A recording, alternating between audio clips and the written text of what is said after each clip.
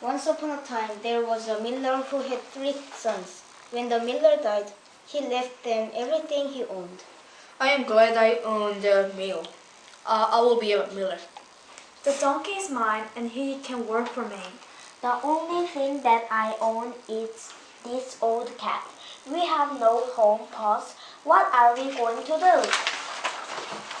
Then, to the youngest son's surprise, the old cat began to talk. You have always been kind to me, so do as I say from now on, and I will make your fortune.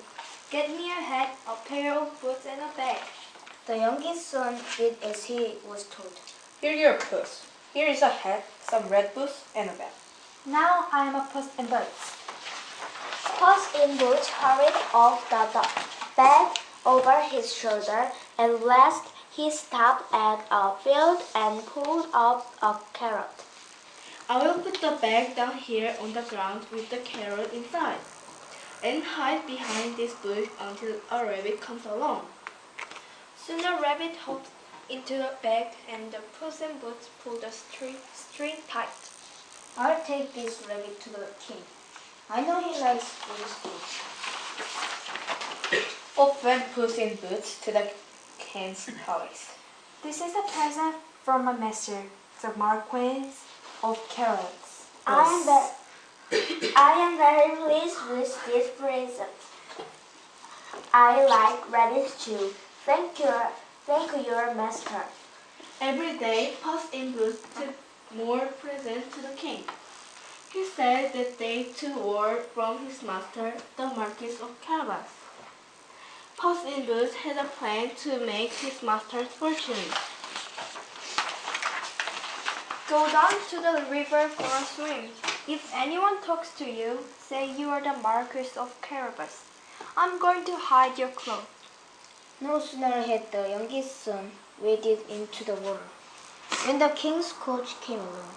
Help, help, my master! The Marquis of Carabas is drowning and his clothes have been stolen. Stop the coats! Stop the coats! Save the young man in the river. Don't let him drown. The king's men ran to save the youngest son from the water. Lend him some of my clothes from the box on the back of the coach and help him dress. When the miller's son was dressed, he looked very fine indeed. Father, he asked the young man to ride with us. Marquis, come and join us on our ride around my kingdom. The youngest son climbed into the coach and sat beside the beautiful princess. In the meantime, Puss in Boots had raced off ahead of the coach. Soon, he came to some men who were cutting corn in a field. When the king passed this way, tell him this cornfield and all this land belongs to the Marquis of Carabas. Yes, yes, we'll do just as you say.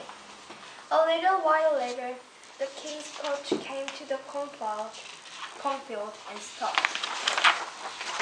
Who owns this cornfield and all of this land? It all belongs to our master, the Marquis of Carabas. You own a lot of land. By now, Puss in Boots had reached a huge castle, which was the home of a cruel giant. I have been told that you can turn yourself into any animal you wish. I can be a lion. Just watch me. Roar!